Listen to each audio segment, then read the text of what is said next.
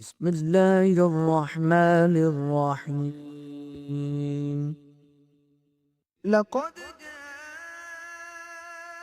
جاءكم رسول من أنفسكم عزيز عليه ما عنتم حريص عليكم بالمؤمنين رؤوف رحيم. نحمده ونصلي على رسوله الكريم اما بعد فقد قال الله تبارك وتعالى كما ورد في سورة البقرة اعوذ بالله من الشيطان الرجيم بسم الله الرحمن الرحيم ليس البر ان تولوا وجوهكم قبل المشرق والمغرب ولكن البر من آمن بالله واليوم الآخر صدق الله العظيم. وعن امیر المومنین ابی حفص عمر بن الخطاب رضی اللہ تعالی عنہ قال سمعت رسول اللہ صلی اللہ علیہ وسلم یقول انما الاعمال بالنیات وانما لكل امرئ ما نوى فمن كانت هجرته الى الله ورسوله فهجرته الى الله ورسوله ومن كانت هجرته للدنيا يصيبها او امرأة ينكحها فهجرته الى ما هاجر اليه رواه البخاری ومسلم رحمهم اللہ. رب اشرح لي صدري ويسر لي امري واحلل عقدة من لساني يفقهوا قولي. اللهم ربنا الهمنا رشدنا واعذنا من شرور انفسنا. اللهم ارنا الحق حقا وارزقنا اتباعه وارنا الباطل باطلا وارزقنا اجتنابه. آمین یا رب العالمین. آج اللہ کا نام لے کر ہم اربعین نووی کا سلسلہ وار مطالعہ شروع کر رہے ہیں، لیکن میں نے اربعین نووی کی جو پہلی حدیث آپ کو سنائی اس سے پہلے سورہ بقرہ کی آیت نمبر 177 کا ابتدائی حصہ بھی پڑھا، اور وہ اس لیے کہ یہ بات واضح ہو جائے کہ قرآن اور حدیث میں کتنا گہرا ربط ہے. یوں سمجھیے کہ یہ ایک ہی سکے کے دو رخ، یا جیسے ہم کہتے ہیں ایک ہی تصویر کے دو رخ ہیں. قرآن مجید میں جو بات بڑے شاہانہ انداز خطاب میں آتی ہے، احادیث میں وہ بات نہایت سادہ الفاظ میں آ جاتی ہے تاکہ تبیین ہو جائے، وضاحت ہو جائے. انزلنا الیک الذکر لتبین للناس ما نزل الیہم. اے نبی، ہم نے آپ پر یہ الذکر نازل فرمایا ہے تاکہ آپ واضح کریں لوگوں کے لیے وہ چیز جو ہم نے ان کے لیے نازل کی ہے یا ان کی طرف نازل کی. قرآن اصل میں تو لوگوں کی ہدایت کے لیے تھا، تو حضور کے پاس تو وہ امانت تھا. بہرحال یہ جو آیت ہے سورہ بقرہ کی 177، جس کو میں نے ایک عنوان دیا ہے آیت البر، اور میرے نزدیک یہ قرآن مجید کی عظیم ترین آیات میں سے، طویل آیات میں سے بھی ہے، میں نے تو اس کا چھوٹا سا ٹکڑا ابتدائی پڑھا ہے، اور عظیم ترین معنی کے اعتبار سے، علم اور حکمت کے اعتبار سے عظیم ترین آیات میں سے. اس میں جو بات واضح کی گئی ہے وہ یہ ہے کہ عام طور پر لوگ نیکی کا جو تصور ذہنوں میں رکھتے ہیں وہ عمل کے ظاہر کے اعتبار سے یہ کام بڑا نیکی کا کام ہے، اس لیے بھی کہ اس کے پیچھے جو موٹیو ہے وہ ظاہر بات ہے کہ ان کو معلوم نہیں ہو سکتا. کوئی گمان ہو بھی، خیال ہو بھی، قیاس ہو بھی، تب بھی وہ یقینی بات تو نہیں ہوتی. اس کا نتیجہ یہ نکلتا ہے کہ ہمارا تصور رفتہ رفتہ صرف ظاہر تک محدود ہو جاتا ہے، باطن کی طرف توجہ نہیں رہتی. ہر عمل کے یہ دو پہلو ہیں، ایک اس کا ظاہر ہے اور ایک اس کا باطن. باطن میں موٹیو کیا ہے، محرک عمل کیا ہے، اور ظاہر میں وہ عمل کی جو شکل ہے وہ ہمارے سامنے ہے. ظاہر بھی اہم ہے، لطافت بے کثافت جلوہ آرا ہو نہیں سکتی۔ لطافت کو، کسی لطیف شے کو واضح ہونے کے لیے بھی کوئی نہ کوئی کثیف شے درکار ہوتی، اس لیے ظاہر عمل کا وہ اہم ہے، لیکن اصل شے جس پر کہ ایمفیسس ہونا چاہیے وہ عمل کا باطن ہے، یعنی اس کی نیت۔ چنانچہ فرمایا گیا نیکی یہی نہیں ہے کہ تم اپنے چہرے مشرق یا مغرب کی طرف کر لو، بلکہ نیکی حقیقت میں اس کی ہے جو ایمان لایا اللہ پر اور اس کے رسول پر صلی اللہ علیہ وسلم۔ اب اس کا جو درس میں نے بارہا دیا ہے، یہ جو کہ ہمارے مرتب کردہ منتخب نصاب جو ہے مطالعہ قرآن حکیم کا منتخب نصاب، اس کا درس نمبر 2 ہے، وہ بڑی تفصیلی مباحث جو ہے وہ میں نے کی ہے اس پر۔ تو یہاں پر یہ بات جو واضح کرنے کی ہے وہ یہ ہے کہ ایمان سے اس نیکی کا تعلق کیا ہے۔ ایمان در حقیقت موٹو کو معین کرتا ہے۔ نیکی اس اللہ کی نگاہ میں صرف وہ عمل ہوگا جو صرف اللہ کی رضا کے لیے کیا جائے اور جس کی جزا صرف آخرت میں مطلوب۔ اگر دنیا میں کوئی جزا چاہیے تو پھر تو یہ دھندا ہے، کاروبار ہے، تو یہ نیکی نہیں۔ ٹھیک ہے، کاروبار جائز ہے، کاروبار بھی کیجئے، کاروبار کی شکل میں کیجئے، لیکن نیکی کا نبادہ ہو کر اصل میں بیچ میں دھندا اور کاروبار، یہ چیز جو ہے یہ نہایت خطرناک اور نہایت گمراہ کن۔ 2 ایمان، اس کے بعد اس آیت میں ایمان بالرسالت کا ذکر بھی ہے، اجزاء اس کے والملائکۃ والکتاب والنبیین۔ نبوت اور رسالت کے ذریعے سے نیکی کا ایک ماڈل ملتا ہے ہمیں کہ مختلف اعمال نیکی کے وہ بھی توازن کے ساتھ ایک شخصیت میں آئے، ورنہ بسا اوقات نیکی ہی کا جذبہ جو ہے وہ حد اعتدال سے تجاوز کر کے بدی کا راستہ کھول دیتا ہے۔ چنانچہ نیکی ہی کا جذبہ تھا جس نے دنیا میں رہبانیت کی شکل اختیار کی، وَرَهْبَانِيَّةً ابْتَدَعُوهَا مَا كَتَبْنَا عَلَيْهِمْ، یہ تو بدعت تھی جو حضرت عیسیٰ علیہ السلام کے جو پیروکار تھے انہوں نے ایجاد کی، ہم نے تو یہ بات فرض نہیں کی تھی ان پر۔ اور حضور نے فرمایا لا رہبانیت فی الاسلام، لیکن ظاہر بات ہے کہ رہبانیت اختیار کرنے والے کرتے تو نیکی کے لیے ہیں، لیکن وہاں نیکی غیر معتدل ہو گئی ہے، غیر متوازن ہو گئی۔ تو توازن کے ساتھ نیکی کا ایک مکمل مجسمہ وہ محمد رسول اللہ کی ذات ہے صلی اللہ علیہ وسلم، یہ ماڈل ہے۔ لیکن محرکات عمل کا تعلق جو ہے وہ ایمان باللہ اور ایمان بالآخرت سے۔ نیکی کیا اسی لیے کی جائے کہ اللہ راضی ہو جائے، اور نیکی اس لیے کی جائے کہ اخروی نجات حاصل ہو جائے اور جزا اس کی صرف آخرت کے ذریعے۔ اب اس بات کو، اس حقیقت کو اس سادہ حدیث کے اندر حضور نے بیان کیا، اور اس حدیث کے بارے میں یہ بات جان لیجئے، اکثر محدثین کرام نے جو اپنے مجموعے مرتب کیے ہیں ان میں سب سے پہلے اس حدیث کا ذکر کیا ہے۔ اس کی وجہ کیا ہے کہ محدثین بھی ایک عمل کر رہے تھے، ایک جد و جہد کر رہے تھے، ایک محنت کر رہے تھے۔ حضور صلی اللہ علیہ وسلم کی احادیث کی جمع و تدوین بہت بڑی نیکی تھی، پھر اس پر جرح و تعدیل، اس کے اندر بڑے خطرات تھے۔ کسی شخص کی ایسی روایت قبول نہ کر لی جائے کہ جس کے اندر فتنے کا اندیشہ ہو، جس نے کہ جھوٹ موٹ گھڑ کر کوئی بات جو ہے حضور کی طرح منسوخ کر دی۔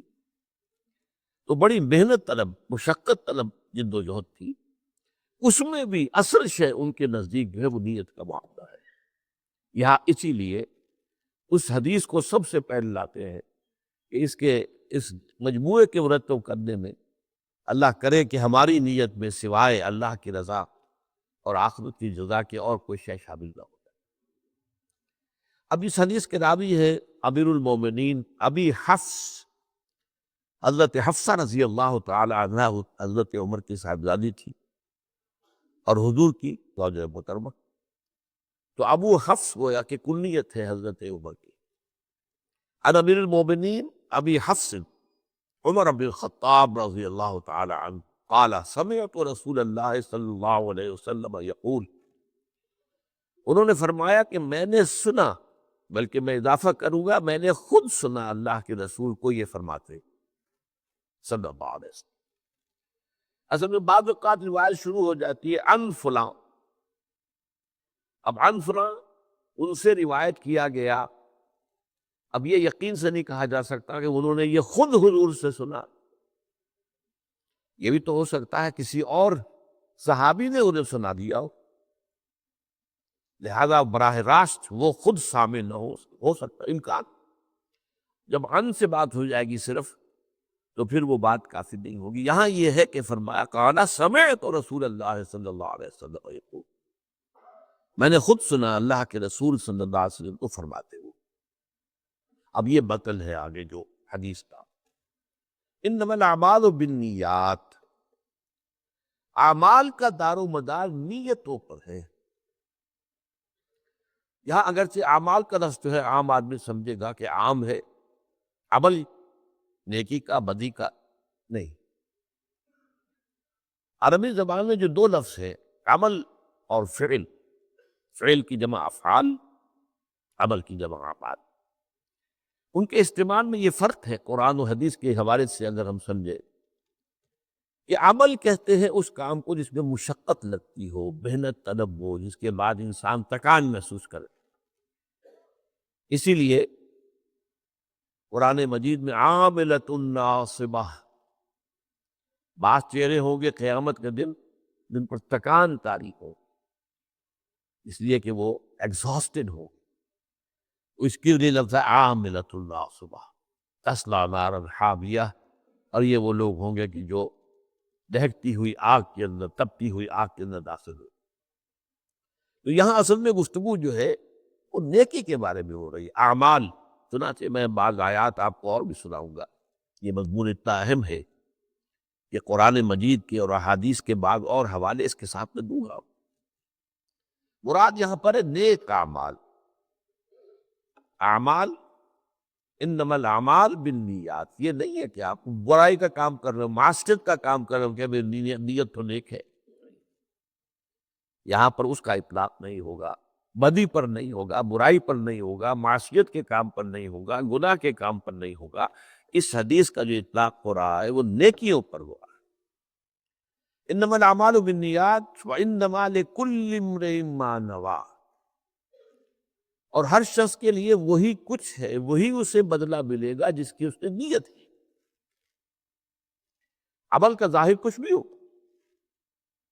لیکن اللہ کی نگاہ میں اصل شے یہ ہوگی کہ اس کے پیچھے اس کی نیت کیا تھی، ارادہ کیا تھی۔ عرف عام میں ہم بھی کہتے ہیں الیکشن کا دور آنے والا ہے، وقت آنے والا ہے، اب بڑا چودھری، بڑا سرمایہ دار، محل میں رہنے والا وہ نکلتا ہے، گلیوں میں جاتا ہے، غریبوں سے ملتا ہے، بغل گیر ہوتا ہے، محلے کچیلے بچے ان کو بھی گود میں اٹھاتا ہے، پیار کرتا ہے۔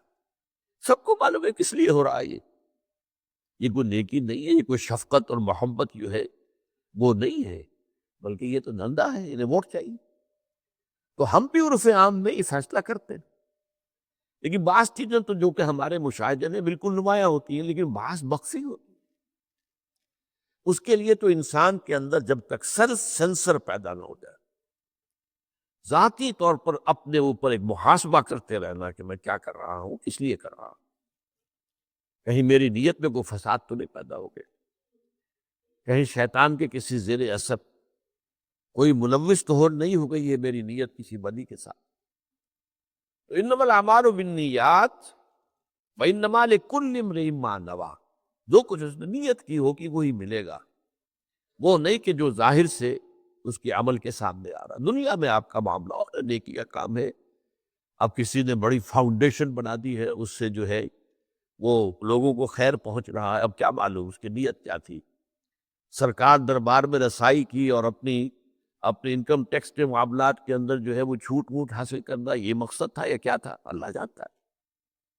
لیکن یہ ہے کہ وہ کام دنیا میں تو ہم کہیں کہ بھئی نیکی کا کام ہے، بڑا اچھا کام ہے، لیکن یہ کہ اللہ تعالیٰ یہاں اس کا معاملہ سارا نیتوں کے حوالے سے طے ہوگا۔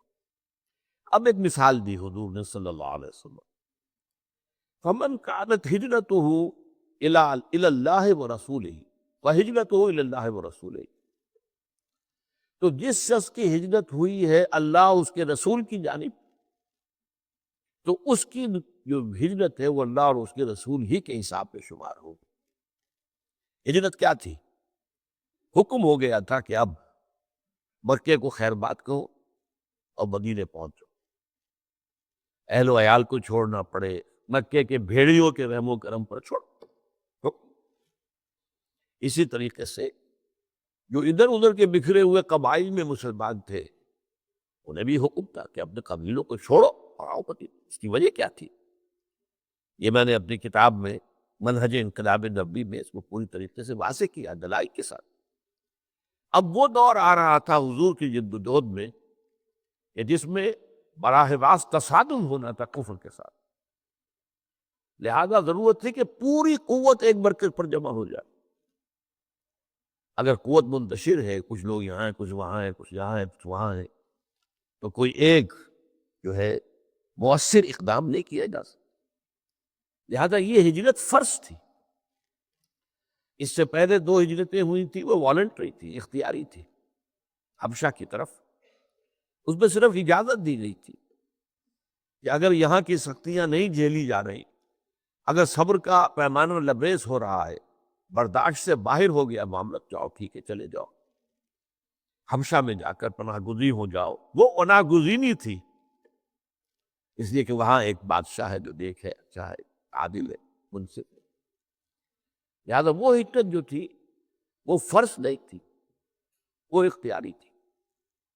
یہ ہجرت فرض تھی اس لیے کہ یہ تو حضور کی انقلابی جد و جہد کے اندر ایک اہم قدم کی حیثیت پر۔ اب ہجرت کا ظاہر کیا ہے؟ کوئی شخص مکہ چھوڑ کر مدینے آ گیا ہے، مہاجر ہے، ہم تو یہی کہیں گے نا، اور کیا کہیں گے؟ لیکن یہ کہ اس کی ہجرت کا اصل سبب اللہ اس کے رسول پر ایمان اور ان کی محبت اور ان کے حکم کی پیروی ہے یا کوئی اور مقصد ہے، یہ اللہ جانتا۔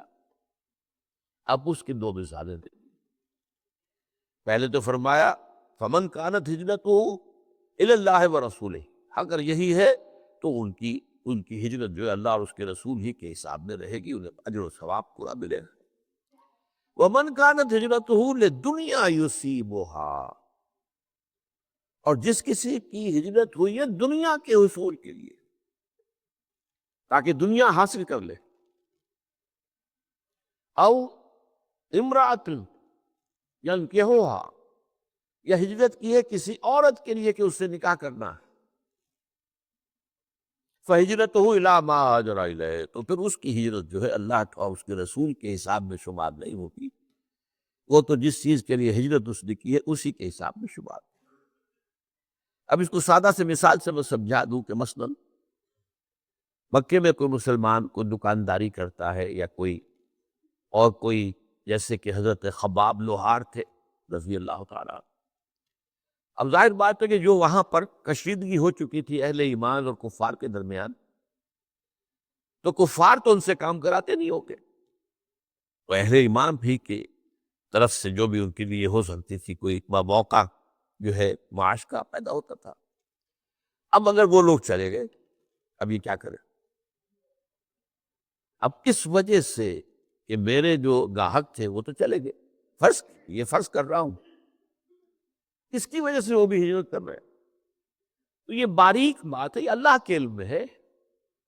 کوئی شخص جو ہے خود ان کے بارے میں یہ بات نہیں کہہ سکتا، کوئی حکم نہیں لگا سکتا، اللہ کے علم پہ۔ تو اللہ تعالیٰ تو اپنے علم کے حساب سے حضور کو بتا رہا، حضور ہمیں بتا رہی۔ ایسی شکل بھی ہو سکتی ہے، یا یہ کہ کوئی کسی خاتون سے نکاح کا خواہش مند تھا، وہ خاتون ہجرت کر کے چلی گئی، اب یہ بھی کچے دھاگے سے بندھے پہنچ گئے، اب یہ ان کی ہجرت جو ہے یہ ظاہر بات ہے اللہ اور اس کے رسول کے لیے بات نہیں ہوگی، بلکہ اس خاتون کے عشق اور محبت میں کھاتے میں آئی۔ کہتے ہیں کہ ایک صاحب تھے مہاجر ام قیس ان کو کہا جاتا تھا، ام قیس کے مہاجر، مشہور ہو گیا ہوگا۔ یہ 2 مثالیں دے دی، فہجرتہ الی ما ہاجر الیہ، تو ان کی ہجرت بظاہر تو عمل وہی ہے، جو ایک مومن صادق نے کیا ہے کہ وہ مکے سے اپنی بود و باش اپنی رہائش ترک کر کے مدینے میں آگے حاضر ہو گئے. لیکن یہ ہے کہ اس کے پیچھے اصل موٹو کیا تھا؟ ساری بات کا دار و مدار اللہ کے ہاں دار و مدار اس پر. دنیا میں ہم فیصلے نہیں کر سکتے نیتوں کے بارے میں. کسی کی نیت پر شک کرنا، حملہ کرنا جائز نہیں. ہمیں کیا معلوم؟ یہ دلوں کا حال ہے، اور دلوں کا حال اللہ جانتا ہے. علیم بذات الصدور اللہ تعالیٰ ہے. وہ جو فرمایا گیا کہ ان اللہ لا ينظر الى صورکم ولا الى اموالکم ولکن ينظر الى قلوبکم واعمالکم. اللہ تمہاری صورتوں اور مالوں کو نہیں دیکھتا، وہ تمہارے دلوں کو دیکھتا ہے اور تمہارے اعمال کو دیکھتا ہے. عمل صحیح ہے، نیک ہے، اور دل میں اس کے لیے جو موٹیو اور جذبہ تھا، وہ جو قوت محرکہ تھی، وہ بھی صحیح. وہ عمل ہے جو اللہ کے ہاں مقبول ہو. اب اسی کے حوالے سے میں چند حدیثیں کس انتہا تک یہ بات حضور نے پہنچائی ہے. حضور نے فرمایا من صلی یرائی فقط اشرکا ومن صام یرائی فقط اشرکا ومن تصدق یرائی فقط اشرک. جس نے دکھاوے کے لیے نماز پڑھی اس نے شرک کیا. اب نماز تو بہت بڑا نیکی کا فعل ہے، بہت بڑا نیکی کا فعل ہے. یہ تو ارکان اسلام میں سے رکن اعظم ہے، الصلاۃ و عماد الدین. لیکن اس کے پیچھے بھی نیت اگر دکھاوے کی ہے، ریاکاری کی ہے، اپنی دینداری کا اور اپنی تقوی کا روب گانٹنا ہے لوگوں کے اوپر، تو پھر یہ شرک.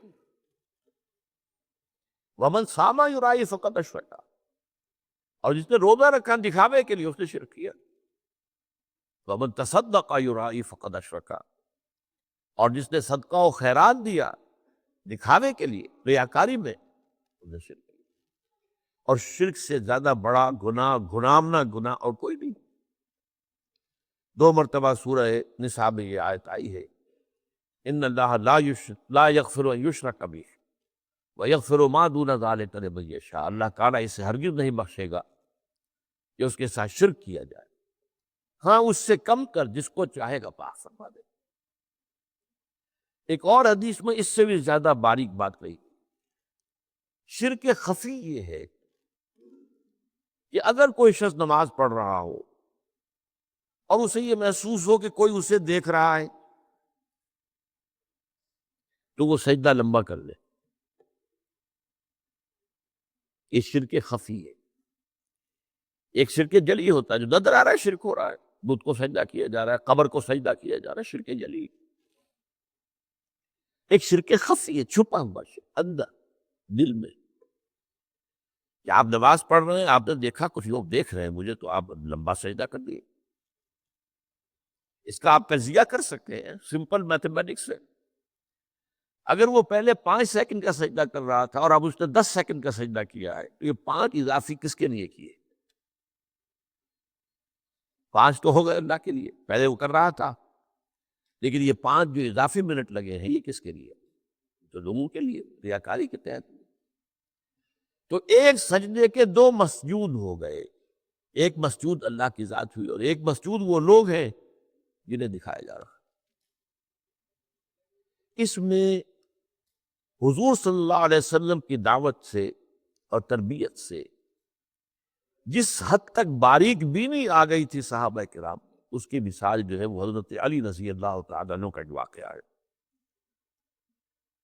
عین جنگ میں ایک شخص سے دو بدو مقابلہ ہوا، اور حضرت علی رضی اللہ تعالیٰ عنہ نے اس کافر کو، مشرک کو زیر کر لیا، اس کے سینے پر سوار ہو گئے. اب خنجر بھونکنے والے تھے کہ اس نے نیچے پڑے ہوئے بھی منہ پر تھوک دیا حضرت علی رضی اللہ تعالیٰ. اب حضرت علی اسے چھوڑ کر کھڑے ہو گئے. وہ حیران ہو، جسے آپ انگریزی میں کہتے ہیں to add insult to injury. میں نے تو اور توہین کی تھی، کی انسلٹ کی، یہ مجھے چھوڑ کر کھڑے ہو گئے، کیوں؟ پوچھا. تو حضرت علی فرماتے ہیں دیکھو میری تم سے کوئی ذاتی دشمنی نہیں، میں تمہیں صرف اللہ کے لیے قتل کر رہا، لیکن اب اگر میں قتل کرتا تو میرے نفس کا انتقام بھی شامل ہے. تم نے میری توہین کی، تو میں گویا کہ اپنے نفس کے انتقام میں اس کا بدلہ لینے کے لیے بھی ایک نیت کے اندر میرے یہ ذاتی بات بھی شامل ہو جاتی، اس لیے میں نے تمہیں چھوڑ۔ اس میں ذرا غور کیجئے، جنگ کا معاملہ ہو اور وہ تو انتہائی جذبات کی گرمی کا وقت ہوتا ہے، یا مرو یا مار دو، اس حالت میں بھی نگاہ رہے اپنی دل کے اوپر اور اپنی نیت کے اوپر، یہ کمال ہے تربیت کا محمد رسول اللہ صلی اللہ علیہ وسلم۔ اب یہ مضمون قرآن مجید میں 3 جگہ آیا ہے بڑے حسین تمثیلوں کے پیرائے میں۔ سورہ نور کا جو درمیانی رکوع ہے 5واں رکوع، وہ قرآن مجید کے بڑے اہم مقامات سے، حکمت کا یہ بڑے بڑے موتی سے 3 تمثیلیں دی گئی۔ پہلے ایک مومن صادق کی کہ اس کے دل میں نور ایمان ہوتا ہے، اور یہ نور ایمان 2 نوروں سے مل کر امتزاج سے بنا ہے، نور فطرت اور نور وحی، نور علی۔ پھر اس کی شخصیت کی جھلک دکھائی گئی، اس کے اعمال کیسے ہوتے۔ ایک دوسری مثال دی گئی ایک ایسے شخص کی جس کے دل میں ایمان تو نہیں ہے، لیکن کچھ وہ نیکی کے کام کرتا ہے، کھانا کھلاتا ہے غریبوں کو، مساکین کو، کچھ اور کرتا ہے۔ اس کی مثال کیا ہے؟ ایمان کے بغیر یہ کام جو کر رہا ہے اس کا، اب وہ اگر فرض کیجئے قیامت کے دن جب بعث بعد موت ہو جائے گا، اسے یاد آئے گا میں نے نیکیاں بھی بہت کی تھی، مجھے کچھ نہ کچھ اجر تو یہاں ملنا چاہیے نا۔ اس کی تمثیل ہے جو میں آپ کو سنانا چاہتا ہوں۔ والذین کفروا اعمالهم کسراب بقیعۃ یحسبہ الظمآن ماء۔ جن لوگوں کے اندر کفر ہے، جنہوں نے اللہ اور آخرت کو نہیں مانا، ان کے اعمال، ان کی نیکیاں سراب کے مانند ہے، جیسے کہ صحرا میں دور سے پانی نظر آتا ہے، پانی نہیں ہوتا، مراج، سراب میں۔ اب پیاسا آدمی جا رہا ہے، دوڑ رہا ہے، بھاگتا ہوا، جب ایگزاسٹ ہو گیا، بھاگ نہیں سکتا تو کھسکتا ہے، گھسٹتا ہوا بھی جاتا ہے، حتیٰ اذا جاءہ لم یجدہ شیئا، جب وہاں پہنچتا ہے تو کچھ نہیں پاتا، کوئی پانی وہاں نہیں، یہ تو سراب تھا، دھوکہ تھا۔ وَوَجَدَ اللَّهَ عِندَهُ فَوَفَّاهُ حِسَابَهُ، وہ اللہ کو پائے گا وہاں جو اسے اس کا حساب پورا پورا دے دے گا۔ تمہارے اعمال میں نیت غلط تھی لہذا زیرو ہے، یہاں سے کوئی غلط نہیں۔ تو سراب کے معنی دیکھیے، سراب کے معنی تو انسان اپنے آپ کو سہارا دیتا ہے، اپنے آپ کو دھوکہ دیتا ہے، لیکن اگر اس میں وہ خلوص نیت نہیں ہے، اخلاص نیت نہیں، اگر صرف اللہ کی رضا اور آخرت کی جزا پیش نظر نہیں ہے تو وہ نیکی نہیں، اس کے اللہ تعالیٰ کی میدان میں کوئی مدد نہیں۔ بڑی پیاری بات ہے۔ پھر تیسری مثال بھی دی ہے۔ کچھ لوگ ایسے ہوتے ہیں، یعنی یہ جو درمیانی آدمی بیان کیا میں نے ابھی، والذین کفروا اعمالهم کسراب بقیعۃ، ان کے دلوں میں تو نور نہیں ہے لیکن عمل میں کچھ نہ کچھ روشنی کی جھلکیں نظر آتی ہیں، نیک کام کر رہا ہے۔ کچھ لوگ وہ ہوتے ہیں کہ جن کے دل میں بھی تاریکی ہی تاریکی، اور عمل میں کوئی جھوٹ موٹ کی نیکی کی روشنی بھی نہیں،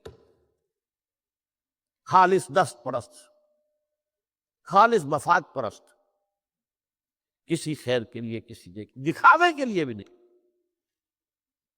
ان کو کہا گیا ہے ظلمات بعضها فوق بعض، ایک انتہا پر نور علی نور، نور پر نور۔ وہ مومنین صادقین جن کا باطن منور ہے نور ایمان سے، اور ظاہر مزین ہے اعمال صالحات سے، نور علی نور۔ اللہم ربنا اجعلنا منہ، اللہ ہم سب کو ان میں شامل ہونے کی توفیق عطا فرما۔ ایک وہ ہے کہ جن میں وہ ایمان تو ہے نہیں، ظاہر جو ہے کچھ ملمے کی نیکی ہے، ملمے کی چمک ہے، تو وہاں بہرحال اجر و ثواب نہیں ہوگا، وہ سراب کے مانند ہوگی اس کی نیکیاں، اس کے اعمال۔ وہ امید میں آگے بڑھے گا، گھس کر پہنچے گا، لیکن وہاں تو اللہ اس کا حساب چکانے کے لیے موجود ہو۔ اور تیسرے وہ او کظلمات فی بحر اللجی یغشاہ موج من فوقہ موج من فوقہ سحاب ظلمات بعضها فوق بعض، اندر بھی تاریکی ہی تاریکی، اور عمل میں کوئی جھوٹ موٹ کی نیکی کی چمن بھی نہیں۔ اچھا، دوسرا مقام ہے سورہ ابراہیم، آیت نمبر 18۔ مثل الذین کفروا بربہم اعمالهم کرماد اشتدت به الريح في يوم عاصف لا يقدرون مما كسبوا على شيء وذلك هو الضلال البعید۔ اس قدر خوبصورت یہ تمثیلیں ہیں یہاں پر، فصاحت اور بلاغت کی معراج ہے۔ کلام الملوک کے ملوک الکلام ہے، اللہ کا کلام ہے۔ وہ لوگ جنہوں نے کفر کیا، اللہ اور آخرت پر ان کا ایمان کیا، اعمالہم، ان کی نیکیاں جو ظاہر میں نیکیاں نظر آتی ہیں، ان کے اعمال، ان کی مثال ایسے ہے کرماد، کہ جیسے راکھ کا ایک ڈھیر ہو، اشتد بہ الریح فی یوم عاصف، ایک جھکڑ والے دن وہ ہوا تیزی سے چلے اور راکھ کو بکھیر دے گی، کوئی وجود نہیں ہے اس کا۔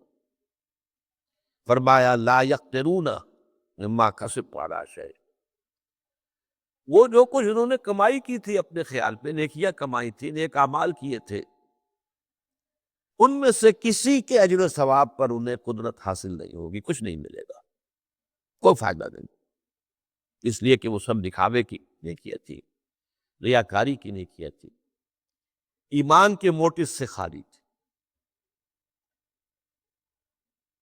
مثل الذین کفروا بربہم اعمالہم کرماد اشتدت بہ الریح فی یوم عاصف لا یقدرون مما کسبوا علی شیء ذلک هو الضلال البعید۔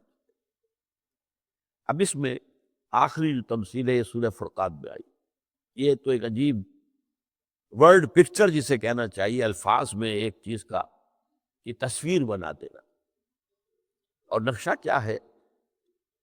وَقَدِمْنَا إِلَىٰ مَا عَمِلُوا مِنْ عَمَلٍ فَجَعَلْنَاهُ هَبَاءً مَنْثُورًا۔ انہی کفار کا ذکر ہو رہا ہے کہ انہوں نے اپنے خیال میں بڑے بڑے اعمال کیے ہوئے تھے، بڑے غریبوں کو کھانے کھلائے تھے، جیسے کہ ابو جہل نے کہا تھا جب اس سے کہا گیا کہ کیا تمہارے خیال میں محمد جھوٹ بول رہے ہیں صلی اللہ علیہ وسلم، یہ دعویٰ کر رہے ہیں کہ ان کے پاس وحی آئی ہے، وہ اللہ کے نبی ہے، کیا جھوٹ بول رہے ہو؟ کہا نہیں، انہوں نے کبھی جھوٹ نہیں بولا۔ تو پھر مانتے کیوں نہیں؟ اس نے کہا ہمارا اور بنو ہاشم کا ایک مقابلہ چل رہا تھا، انہوں نے غریبوں کو کھانے کھلائے، ہم نے ان سے بڑھ کر کھانے کھلائے، انہوں نے حاجیوں کی خدمت کی، ہم نے ان سے بڑھ کر خدمت کی، تو ابھی تک تو ہم کندھے سے کندھا ملا کر آ رہے ہیں، اب ان کی نبوت مان لیں؟ ظاہر بات ہے محمد کون ہے صلی اللہ علیہ وسلم؟ ہاشمی ہے، بنو ہاشم میں سے، اگر نبوت مان لیں ان کی تو ہم تو ہمیشہ کو غلام ہو جائیں گے، یہ گوارا نہیں۔ تو ان کے ہاں نیکی جو ہے وہ باہمی مسابقت میں بھی، دکھاوے کے اندر بھی تو نیکی کے اندر ہوتا، آگے سے ایک دوسرے سے آگے نکلنا تاکہ زیادہ شہرت ہو جائے، زیادہ تعریف ہو، زیادہ ڈنکے بج جائیں ان کی سخاوت کے، ان کی نیکی کے۔ تو یہاں فرمایا وَقَدِمْنَا إِلَىٰ مَا عَمِلُوا مِنْ عَمَلٍ، یہاں من عمل کا لفظ جو آیا ہے وہ اس اعتبار سے سمجھ لیجئے کہ تنکیر جو ہے نکرہ، تنکیر تفخیم کے لیے، وہ جو بڑے بڑے عمل انہوں نے کیے ہوں گے، ہم آگے بڑھیں گے ان کی طرف، ان اعمال کی طرف۔ اس میں نقشہ جو ہے وہ سمجھ لیجئے جیسے فٹ بال کھیلنے والا، بلا تشبیہ بلا تشبیہ، میں بات سمجھانے کے لیے کہہ رہا ہوں، وہ دوڑ کر آتا ہے، ہٹ لگاتا ہے، کک کرتا ہے بال کو، اسی طریقے سے قدمنا الی ما عملوا، ہم آگے بڑھیں گے ان کے اعمال کی طرف، اور وہ عمل بڑے بڑے اعمال ان کے خیال میں بڑی نیکیاں، فجعلناہ ہباء منثورا، ہم اسے کر دیں گے گرد و غبار پھیلا ہوا، پھیل گئی جیسے وہ راکھ منتشر ہو گئی ہے گرد و غبار۔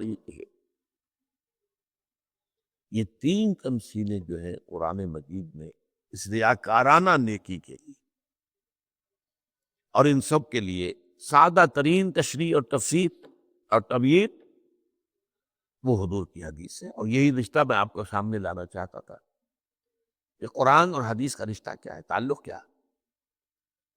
انما الاعمال بالنیات وانما لکل امرئ ما نوی فمن كانت هجرته الى الله ورسوله فهجرته الى الله ورسوله ومن كانت هجرته لدنیا يصيبها او امرأة ينكحها فهجرته الى ما هاجر اليه۔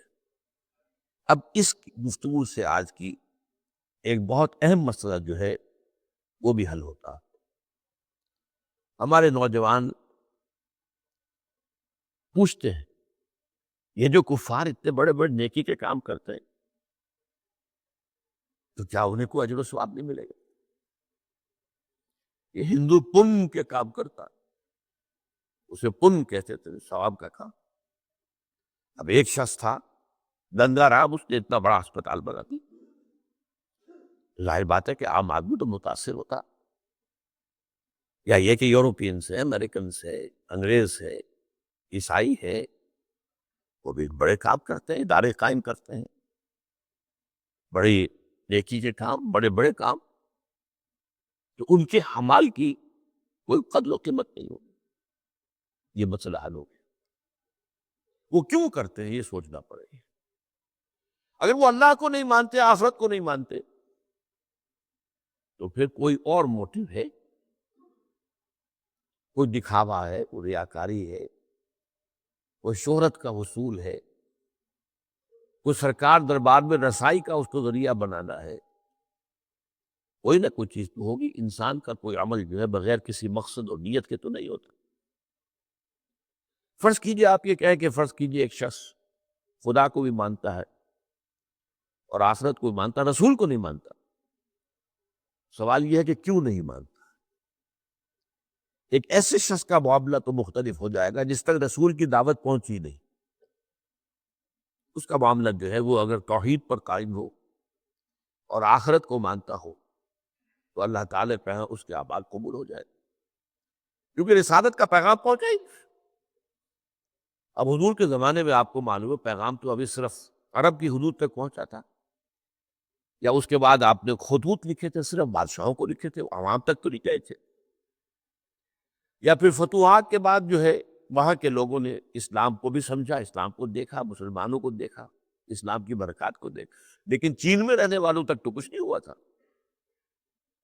لہذا وہ لوگ جو ہیں مستثنیٰ ہوں گے، ان کا علیحدہ معاملہ، ان سے توحید پر معاملہ۔ لیکن جن تک پیغام پہنچ گیا، فرض کیجئے یہ بات ہی پہنچتی ہے کہ محمد نام کے ایک شخص صلی اللہ علیہ وسلم گزرے ہیں جنہوں نے نبوت کا دعویٰ کیا، تو اگر کوئی حق پرست ہوگا تو تحقیق کرے گا، بیٹھا نہیں رہے گا، وہ اپنے طور پر تحقیق کرے گا، معلوم کرے گا۔ تو حق کی اگر طلب ہے، ہدایت کی اگر کوئی ہدایت کا جویا ہے، روح تلاشی ہے، تو وہ لازماً اللہ اسے پہنچا دے گا۔ وَالَّذِينَ جَاهَدُوا فِينَا لَنَهْدِيَنَّهُمْ سُبُلَنَا۔ جیسے حق کی طلب میں حضرت سلمان فارسی رضی اللہ تعالیٰ عنہ، انہوں نے کتنی محنت کی ہے، کتنی جد و جہد کی ہے۔ مجھے تو بسا اوقات محسوس ہوتا ہے کہ حضرت ابراہیم علیہ السلام کے یوں سمجھیے کہ ہر اعتبار سے ایک ریپلیکا سا نظر آتا ہے، شخصیت کے اعتبار سے۔ فارس میں پیدا ہوئے، باپ جو ہے آتش کدے کا اہم پجاری، یہ جو بھی کہے ذمہ دار تھا۔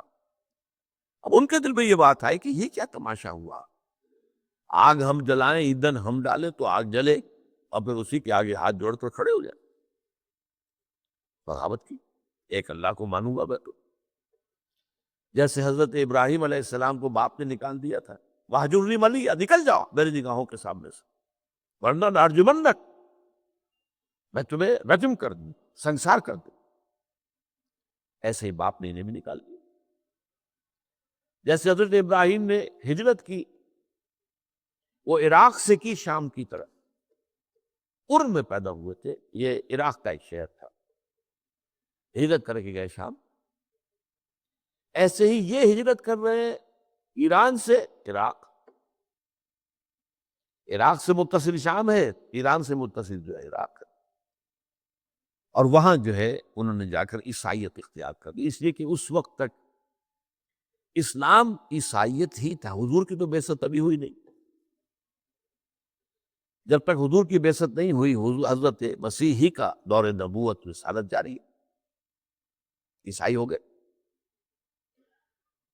اب وہ عیسائی راہبین کے پاس علم حاصل کرنے کے لیے، تربیت حاصل کرنے کے لیے، ایک کے پاس رہے، اس کے انتقال کا وقت آ گیا تو فرمایا کہ میری تو ابھی تسلی نہیں ہوئی، اطمینان نہیں ہوا، میرے طلب علم کو سیری ابھی نہیں ہوئی۔ اس نے پتہ دیا کہ اچھا اب جاؤ فلاں راہب کے پاس چلے جاؤ، وہاں پہنچ گئے، وہاں زیر تربیت و تعلیم رہے، اس کا بھی وقت آ گیا، وہی بات دہرائی۔ تب اس نے کہا کہ میرا علم مجھے بتا رہا ہے کہ جنوب کی طرف کھجوروں کی سرزمین میں نبی آخر الزماں کا ظہور ہونے والا ہے۔ عیسائیوں میں اس وقت تک بڑے حق پرست لوگ موجود تھے حضور کے زمانے تک، آج کی عیسائیت ختم ہو چکی ہے۔ وہ جو سائمن کے پیروکار تھے، شمرون کی، وہ موحدی تھے۔ آج کی عیسائیت پولزم ہے، سینٹ پال کے یہ سب کے سب جو ہے پیروکار ہے، جس نے تسنید ایجاد کی ہے اور جس نے شریعت جو ہے موسیقی کو ساقط کیا۔ اس اعتبار سے اس وقت تک جو ہے وہ لوگ موجود تھے جو صحیح حضرت عیسیٰ علیہ السلام کے پیروکار۔ آپ کو معلوم ہے حضور کو بچپن کے اندر پہچان لیا تھا کہ عیسائی راہب سے، گوہرا راہب۔ جب ابو طالب کے ساتھ، اپنے چچا کے ساتھ، وہ ایک قافلے کے ساتھ گئے ہیں، اس نے پہچان دیا اور اس نے کہا ابو طالب سے اس کی حفاظت کرنا، کہیں یہودیوں نے ان کو پہچان لیا تو انہیں قتل کر دے۔ تو عیسائیوں میں تھے ایسے حق پرست اور حق کا علم رکھنے والے، تو اس لیے اس نے کہا کہ جاؤ، میرا علم بتا رہا ہے کہ نبی آخر الزماں کا ظہور اب قریب ہے اور وہ ہوگا جنوب کی طرف کھجوروں کی سرزمین۔ حضرت سلمان نے رخت سفر باندھا اور ایک قافلہ جو جا رہا تھا مدینے کی طرف اس میں شریک ہو گئے۔ ڈاکوؤں نے ڈاکہ ڈالا، جو کچھ تھا لوٹ لیا، ان کو گرفتار کر کے اور غلام بنا کر بیچ لیا۔ خریدا ایک مدینے کے یہودی نے، مدینے پہنچ گئے۔ اس کو کہتے طلب صادق۔ لیکن ظاہر بات ہے کہ اب غلامی کی بیڑیاں جو ہیں وہ پاؤں میں پڑی ہوئی ہیں، آگے تو نہیں جا سکتے۔ سن رہے ہیں کہ مکے میں ایک شخص نے دعویٰ کیا ہوا ہے، لیکن جائے کس؟ اب یہ کہ حضور خود تشریف لے آئے، ہجرت فرما کر۔ میں کہا کرتا ہوں کہ یہاں کنواں جو ہے وہ چل کر پیاسے کے پاس گیا، حضور پہنچے صلی اللہ علیہ وسلم۔ اب انہوں نے اپنے مالک سے کچھ کھجوریں حاصل کی اور لے کر پہنچ گئے حضور کی خدمت میں۔ آپ نے پوچھا کیا ہے؟ کہ صدقہ ہے آپ کے لیے لایا ہوں۔ میں صدقہ میں نہیں لیتا، یہ غریبوں کا حق ہے، تقسیم۔ اور یہ بات بتائی تھی اسی راہب نے کہ یہ ان کی جو نشانی ہوگی، صدقہ قبول نہیں کریں گے، ہدیہ قبول کر لیں۔ کچھ دنوں کا بیچ ڈال کے پھر کچھ کھجوریں لی، پھر پہنچے۔ کیا ہے؟ یہ ہدیہ ہے آپ کے لیے، ہدیہ قبول کرو، ایمان لے آنے۔ اب دیکھیے طلب حق کے اندر ایک انسان اگر اس کی طلب صادق ہے تو کیا کیا مشقتیں جھیلتا ہے۔ لہذا اگر کوئی شخص جس تک اس محمد الرسول اللہ کا پیغام پہنچ چکا ہو اور پھر وہ ایمان نہ لائے، تو یا تو وہ کسی عصبیت جاہلی کے اندر مبتلا ہے، اپنے ذوم میں مبتلا ہے، اور یا یہ ہے کہ اس کے اندر طلب صادق اور طلب حق میں وہ موجود نہیں۔ بہرحال آج کی اس حدیث کے حوالے سے چند باتیں آپ کے سامنے آ گئی۔ اللہ تعالی ہمیں بھی توفیق دے کہ ہمارے تمام اعمال ان میں خلوص اور اخلاص، ان کی روح ہو وہ خلوص اور اخلاص، اس میں اللہ کی رضا ہمارے پیش نظر ہو اور صرف آخرت کی جزا اور فلاح۔ اقول قولی ھذا واستغفر اللہ لی ولکم ولسائر المسلمین والمسلمات۔